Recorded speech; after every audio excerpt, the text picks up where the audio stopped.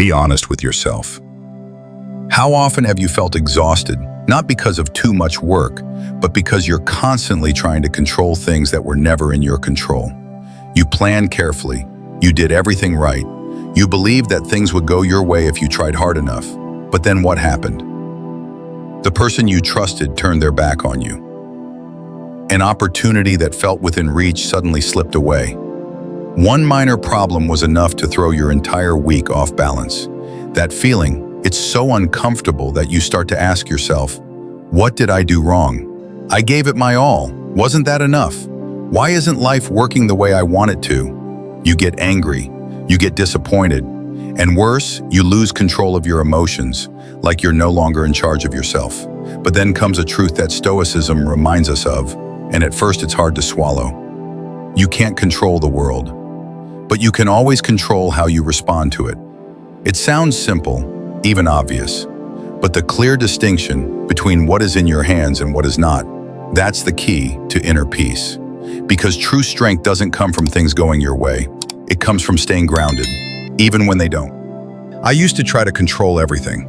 I'm not sharing this story because I've reached perfect peace. I'm sharing it because I once couldn't let go.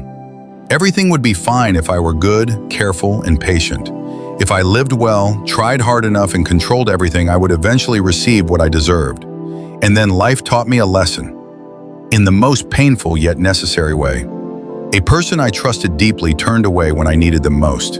A project I spent months preparing got canceled because of one decision that wasn't mine. A significant opportunity collapsed because of a detail I couldn't have foreseen. I wasn't just disappointed, I felt powerless, lost, and I started asking, what did I do wrong? I began blaming others, the situation, and eventually, myself. Until I came across a quote by Epictetus. We cannot choose our external circumstances, but we can always choose how we respond to them. That's when I understood, I don't need to control the entire world. I only need to learn how to control myself. Epictetus once said, there are things which are within our power and things which are not. That statement, though simple, is the solid foundation for any conscious action. Think about it. How much energy do you spend daily on things you can't control? You worry about what others think. You get frustrated when the weather changes. You stress when people break promises. You lose sleep over results you can't guarantee. And all of that, though real, is outside your control. That's why your reactions become emotional, focus scatters, and eventually, you lose yourself. The Stoics had one core rule. Know the difference between what you can control and what you cannot. You can't control how people treat you, but can control how you respond. You can't control the market, circumstances, or risk, but you can control your attitude and preparation. You can't rewind the past, but you can choose how you move forward. You can't guarantee outcomes, but can control your effort and integrity. And once you truly understand that boundary, you begin to live differently, more lightly, more focused, more peacefully. You should stop wasting your strength on things that were never yours to carry. Marcus Aurelius once wrote, "You have power over your mind, not outside events. Realize this, and you will find strength." That strength lives entirely in how you respond. Let's say someone insults you. You could get angry, snap back, argue, or escalate. Or you could choose silence. You could hold your ground and respond from your values, not your ego. A Stoic never lets someone else push their buttons. They do not allow the external world to dictate their internal world. And that is true power, when you're no longer controlled by what you cannot control. At this point, you might ask, that sounds reasonable. But how do I control my emotions in real life? I can't just sit there and analyze everything before I respond. And you're right, emotions come fast. Reactions happen almost automatically. But there's one thing Stoics always train for: the pause before action.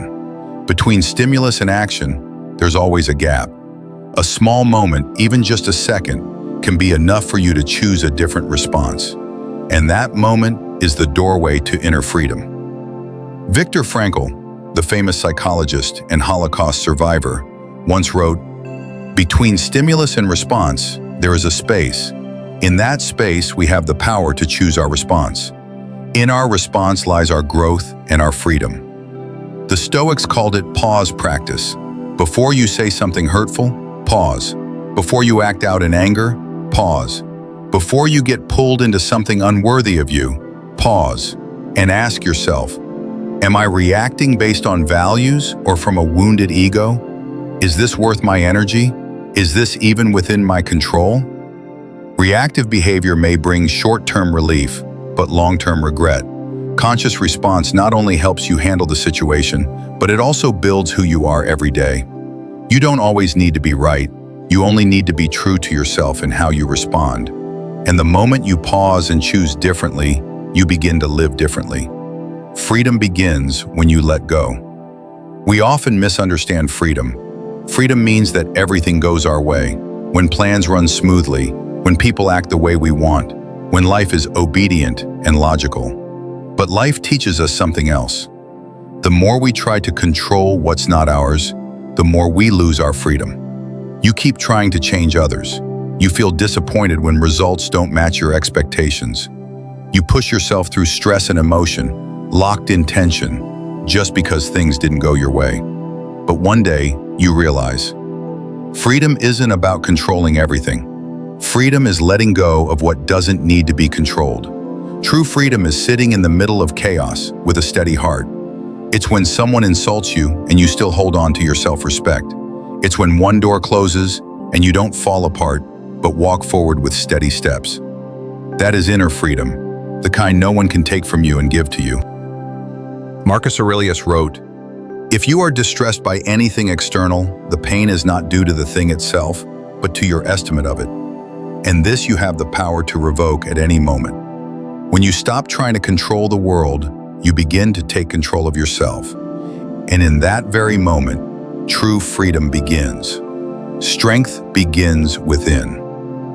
As you reflect on this journey, you may realize one crucial truth. It's not the world that made you suffer, but how did you react to it? You've tried to control other people. You've forced everything to follow your plans. You've lost yourself in impulsive reactions. And eventually you learned, you can't control everything. You don't need to control everything.